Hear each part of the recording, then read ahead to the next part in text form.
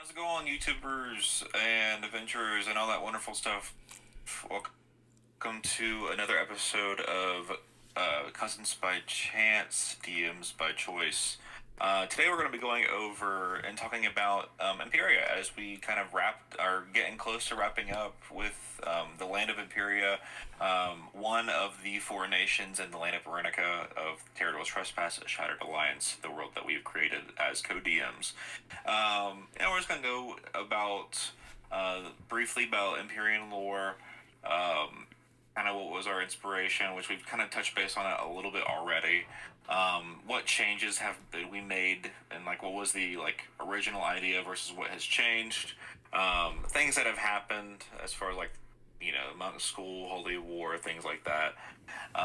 Politics, and yeah, just wrap up. So as we go through the original concept of Empyria, obviously named after the Empyrean, we have essentially the Air Nation. When we look at the Avatar: The Last Airbender, the Air Nomads, they're a bunch of monks, very focused on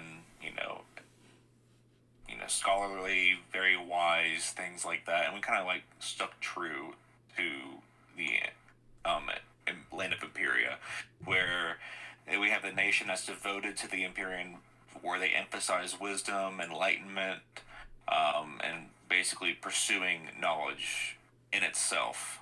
Not a lot of martial classes, although we do have the monk academy. But monks are that special class where they're technically martial, but they're so focused on enlightenment and finding your center that it kind of fits with that. So there's not a lot of like fighters or barbarians, even though Maverick's technically a barbarian. But essentially, there's a lot of sages, a lot of scholars, healers, things in that nature. Um, let's see. And so what we kind of see in Empyria is that it reminds us a lot of a country that experiences a lot of class struggle, where like the upper class rule and the blow, and like there's the top 1% and then everyone else is poor, right? And there's not really much of a middle class. But instead of it being that with money necessarily, it's that with like how much respect you have based on how wise and smart you are. So like the top Right. 1% being the senators, the council of elders, and kind of the Grand Abbess. We don't talk about much about her, but she's kind of like the religious figurehead government official. And then we have the senators and the council of elders that rule like the political, and it's the queen versus parliament essentially. That's which is how like England works. But it's the top 1% is those most smart, most wise people. And it's kind of like if you're not the best, you're the worst. And so any job that is not that scholar, scribe, librarian, like all of those wisdom and intelligence based things are like lower class. So the working class is considered to be super low. They're not very well paying and they're not very well respected. And then the middle class, that's kind of like, okay, fine. Or what's considered to be better to be is anything that shows off how wise and intelligent you are. But I think economically, like Empyria is a, like I think we said socialist or a communist nation. Like it's something that just really doesn't have any money struggles or money distribution struggles. But the distribution issue is the respect that is placed on people based on their job and their strengths and wisdom and intelligence that they choose. Right. And besides like social structures, like as a country or nation in its entirety, because they're so keen on, knowledge, a lot of their purpose for the alliance between the other nations is the providing of like food. Like they have better crops because they've studied on the issue. I mean, if you kind of look at certain sessions that show the world map of Veronica, the soil is a lot darker. It's a lot more rich, and it has those mountains. And they've done their studying and done their homework with how they can best optimize the land that they've been given. And they just kind of really focus on that. As I think that's opposed to changed. Abyssalia and Varanth, who do not have fertile growing soil. So all of Right. those two countries' food comes from Terrador or Empyria. But one of the first things that happened in our campaign was that Terrador shut off exports, and they're not sending food anywhere. Right. Sure. And kind of looking at our lore document, one thing that has changed as we've, because obviously a huge plot point with Empyria was going through the libraries and trying to find the information on Terrador. Originally, these were supposed to be floating libraries where the libraries were in the middle of the air, and a big portion of, you know, those kind of sessions of exploring those libraries was, how are you guys going to get up there? Of I course, we had the idea that, like, they were going to have to travel to, you know, almost every single library, because, you know, no matter what library we picked, we were going to have it be the last one. I mean, Yeah. let's be real. Um, And we just completely so, forgot about the floating. and like, honestly, it was probably for the best, because there was a few sessions where we're like, hey, you guys visited 3 libraries and you found nothing. I mean, you know, and if we had to stop at each one and say, okay, how do you get up there? You know, then that would just, you know, kind of be a roadblock in the flow of things a little bit. So it's probably for the best. But yeah, originally the libraries were supposed to be in the middle of the air, floating, Right. which I think is hilarious. I mean, originally we planned on the abbess being a bigger role, and then we just forgot about her. So, like, Grand Abbess Nora is Yeah. supposed to be like the Queen of England level of like importance and Right. honor and like how she's revered in the nation of Empyria, but she's like never mentioned, except for very briefly in passing. And really, the Council of Elders are kind of act as like our oligarchy, and the abbess is like never mentioned. Which Right. you know, I think if we had the floating libraries, it would have been a great metaphor for like how, you know, you have to have knowledge to be respected, but knowledge is hard to reach. Like physically, it's hard to get into the libraries and learn. You know, having the abbess be more revered and respected would have been a great, you know, indication at how important religion is to the people of Empyria, and how, you know, and we got some of that, I think, but it would have really sent it home if people really revered like the Pope essentially of their country, Right. and how much she was respected. But it's over now. Too late. Ha. Maybe next time.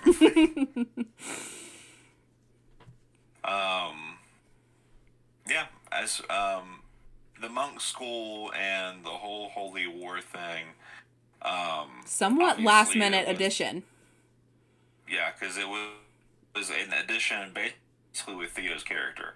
There wasn't really many. Yeah, we mentioned that, you know, the class of monks fits in very well with the structure of Empyria, but like I said, Empyria was generally supposed to be spellcasters, clerics, wizards, perhaps even sorcerers and things like that, druids. Those spellcasters that really focus on intelligence and wisdom. Those are going to be the primary classes that you would find in Empyria. But, you know, as we, you know, built on to Theo's character, we kind of established the whole the Empyrean monk Academy, and honestly, I've loved the story that we've created with it, because it added to the story, and It's fit it so well. really, right, it really dove into the whole, you know, martial versus magic. You know, what is the superior form of acknowledgement and worship to the Empyrean? What does he? Because the Empyrean uses both. Right. Um, And we talked about and like when planning out the arc of Empyria, we had this A plot. We knew that they were going to go to all these libraries and eventually find the Empyrean. But we were like, we can't just go to a bunch of libraries. Like, what's the B plot that's going to happen here? And so we had Maverick's whole re-election campaign, obviously, which is kind of, you know, minor up until the debate. But then larger was the Holy War. And we thought, you know, monks are a weird half casting class. They don't technically have magic, but like Ki is kind of like magic. And then obviously they're very martial. And so we thought, like, what if we had clerics versus paladins who are trying to figure out whether martial or magic is a better way to worship. And they're both trying to get the monks to join their side. And I think that just kind of worked out perfectly. And it was somewhat of a last minute addition before we got to session 3 where Theo found her school empty. And then, like, same thing, I think, we didn't necessarily plan out a ton. Like, we planned out the capital city of, like, kind of what the vibes there were going to be. We planned out the monk academy. We didn't really plan out the enchanted forest. And we kind of decided, like, as we saw this big, chunk of trees on the map that we had added, and they approached it, we were like, it's gotta be an enchanted forest, right? And so then, the enchanted forest is kind of segregated from Empyria. Is like the politics of how they were talking about it. They talk about it like it's its own entity, of just like, they talk about it in the way that America talks about Puerto Rico, where they're like, yeah, they're kind of it's kind of ours, but it's kind of not. It's kind of complicated. And there's all of these different species, and like there's kind of their own ruling class within the enchanted forest. Like there's the giant community and these pixies that keep doing that. There's the mushroom people that Gongo are a part of. There's the druids that kind of rule this whole forest in general. The clerics have been hiding out there. So, like, there's this whole other ecosystem going on, not even just nature-wise, within the enchanted forest that, like, the government of Empyria just leaves alone. And they're just like, whatever happens in there, that's none of my business. We just try to keep people out of there so they don't get hurt. Right. And druids is one of my... If I had to pick a favorite spellcasting class, it would be a druid, and I was really happy that we would... Originally, the forest section that is on the left of the map is what I envisioned for the enchanted forest. However, the way that the party was moving across the map, it just kind of, worked out. Okay, well, they're moving in this direction. Let's just plop it right there. And it's funny because I originally was trying to brainstorm of different names that I could call it besides just the enchanted forest, but we just never got there, and it works. I think it works out because a lot of times if you give them a super cool but complicated to pronounce name that means something cool in Gaelic or whatever, like they're just not gonna they're gonna be like, what was the name of the enchanted forest again? Right. The more simple you can name things, usually the better. We're already asking them to remember like capital cities and country names and that kind of thing too. But kind of the only part of Empyria that I made up was the politics, and that was just because we had a very basic political structure and how it worked and everything. But as we got further into Maverick's re-election and realizing, honestly, the debate really only came about because we were, 3/4 of the way through Empyria. And Danika had all of these cool political subclass abilities that relate to debating. Like, they have a calculated rage ability where they can go into a rage and have advantage on charisma checks meant for debating, right? And I was just like, we can't leave Empyria and have Danika never do a debate because he's a politician. Like, he needs to do a debate, and he's not going to do one when he's not in his home country. And I wanted to give Danika an opportunity to be a politician, to act out as a politician. And as we got further into the debate planning or like the re-election campaigning kind of stuff and foreshadowing that as we approached the debate, particularly like 2 weeks before I DM'd the debate session, I was like, oh God, I need to decide how politics work and make some NPCs. So I remember being like, I feel like it makes the most sense to kind of divide it into districts, like how the Hunger Games does. And so we had District 1 was the capital, but then 2 is super rural, and District 6 is this, and whatever. And I came up with a senator for each one of them, and just kind of imagine that, like, those 6 senators all vote on bills that get sent up to the Council of Elders. And the Council of Elders is, I think we said, is it 6 guys? I don't remember. I think so, yeah. I think it's 6 men that, take whatever the senators go, this is what my district wants to happen. And they go, okay, I don't know. I'll think about it. Right. But I mean, that was kind of the basis of politics in Empyria. But then more exciting, I think, is how we arrived at the Empyrean after the debate. Right. And like as that session was coming, I knew that like, good grief, like this is God. Like, even though according to D&D lore, Empyreans are children of celestial beings, technically, in the land of Veronica, this is God essentially. I got so nervous when Danika wasn't kneeling. I was like, bitch. Yeah. Kneel. When Maverick wasn't kneeling, and when Kiana interrupted. And that was an internet thing. I did not mean to interrupt you. Like, that was... I thought he was done talking. Right. And, like, yeah, as I was trying to roleplay the Empyrean, I was just like, how would I respond if a tiny little frog... You'd kill me. Know, right. But I was like, but also the Empyrean is all-knowing. He knows about the envoy and their purpose and things like that. So, obviously, he wasn't going to do anything drastic like that. And the whole encounter with the Empyrean wasn't, especially with when the envoy encountered the Empyrean, it wasn't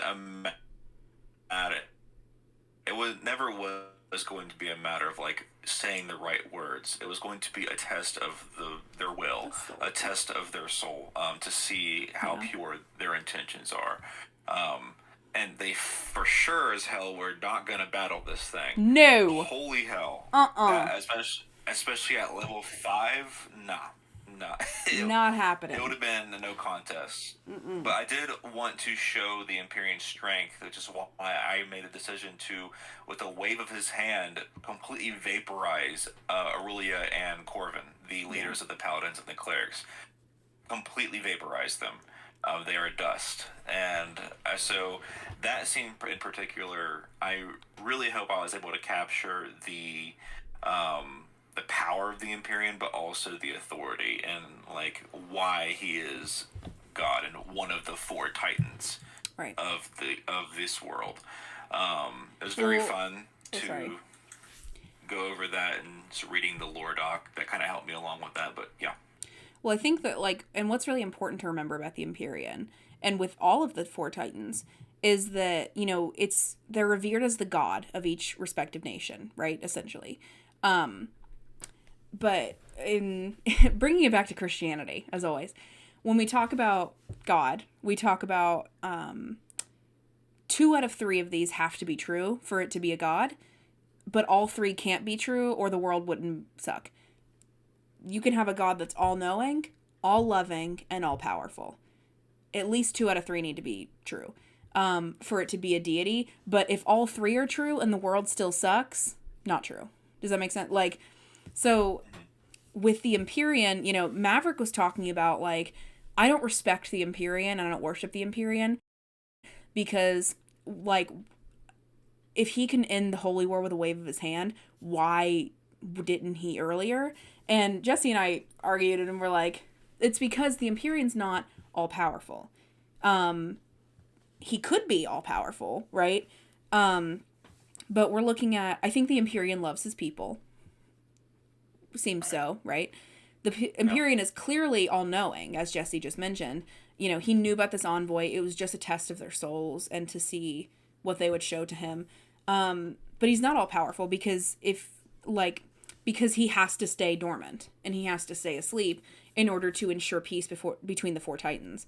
He knows that if he wakes up and starts doing stuff and fixing things in Empyria, then the other titans wake up and maybe they're not as all-loving as he is. And who knows if that's true? We haven't met the other titans. But, you know, that was kind of the Empyrean's argument was like, I need to return to my slumber so that my brother titans don't wake up.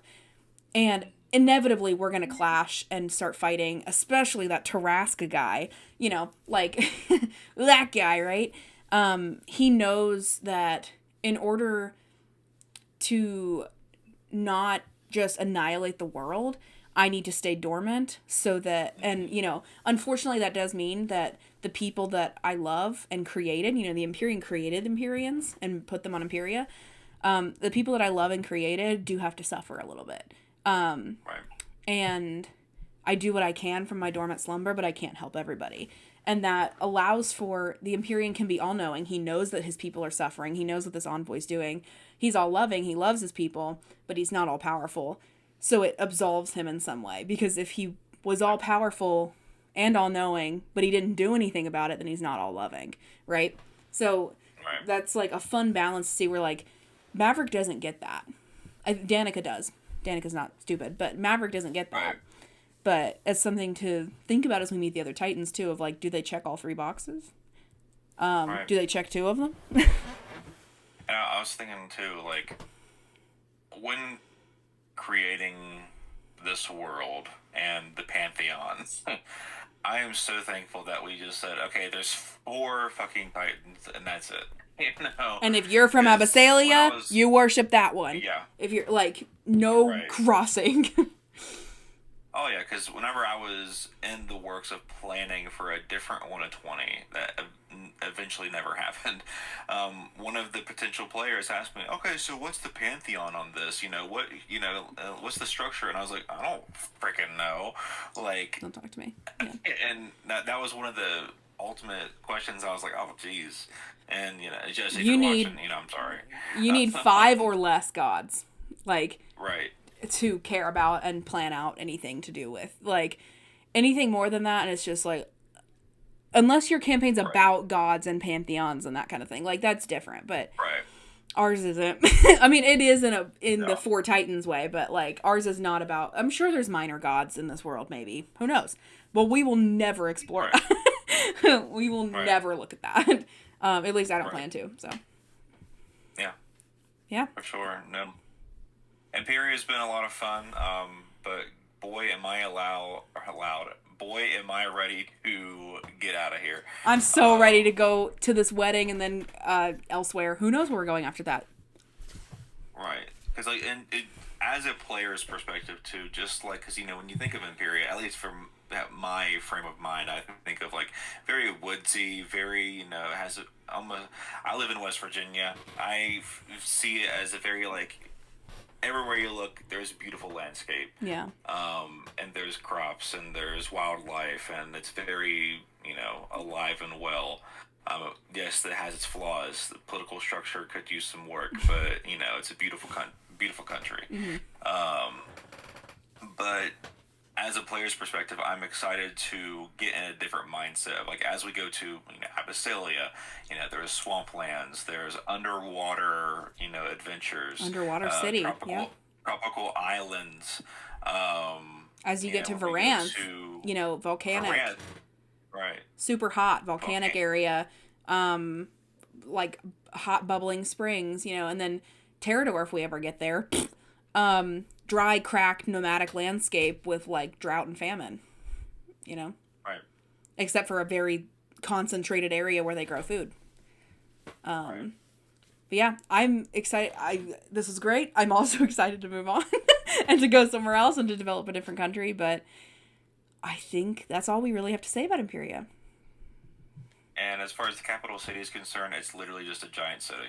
It's a giant city. It is a city the size of Texas. The whole, almost like how in Star Wars, Coruscant, the whole planet is a city. Mm-hmm. That whole section on the map that is the that capital city, that whole continent or nation, that's all city. I mean, there's outskirts, there's towns, little villages and stuff, but that's a city. It's all the capital, and it's all just basically like the capital, circle, like the Vatican area that needs to exist to keep the empire running and to house the emperor and whatever. But also, like there's towns and businesses and that kind of thing. So people need to live there too. So there's places to live and plenty of stores and hotels and whatever. But it's just like, it's like, I was going to say it's like Las Vegas for some reason. Las Vegas, but 10 times bigger. But that's why there's also, like, a lot of it's empty around the farthest away edge. Like, the further away you get from the heart of it, it's more empty, and there's mountains there, so less people live there. But there's probably some weird hermits living up in those mountains, but... Oh, yeah. And I'd say as you get toward the outskirts, you have, like little farms here and there. Right, because the capital does a lot of export of food as well. Yeah, essentially it's this big the corporate the farms. heart. Right, it's the heart of Arenica, essentially, where all of the trade, all of the big names. It's almost like New York, you know. And, we keep relating it to real life places, yeah. Right, yeah, because like it's like Beijing. You look at a movie. Yeah, you look at a movie. It's like, oh, they're gonna save the world. No, they're saving New York. You know, it's like that's practically what and it New is. York in this movie is 100 miles wide. Yeah. Yeah, absolutely. And we'll see more of the capital city maybe later. Who knows what the future holds. Maverick's son lives there, so maybe they'll have to go back at some point. I don't know. Who knows? But yeah. Yeah. This was all we had to say about Empyria and a little bit about the capital city. We hope that you enjoyed this Cousins by Chance, DMs by Choice. We'll do one of these quarterly, so the next one will be after we finish level 10, so when we level up to level 11. Woo! Right? And if we live that long. Yeah. Say lovey. See you in like 3 years. See you in 3 years. Bye!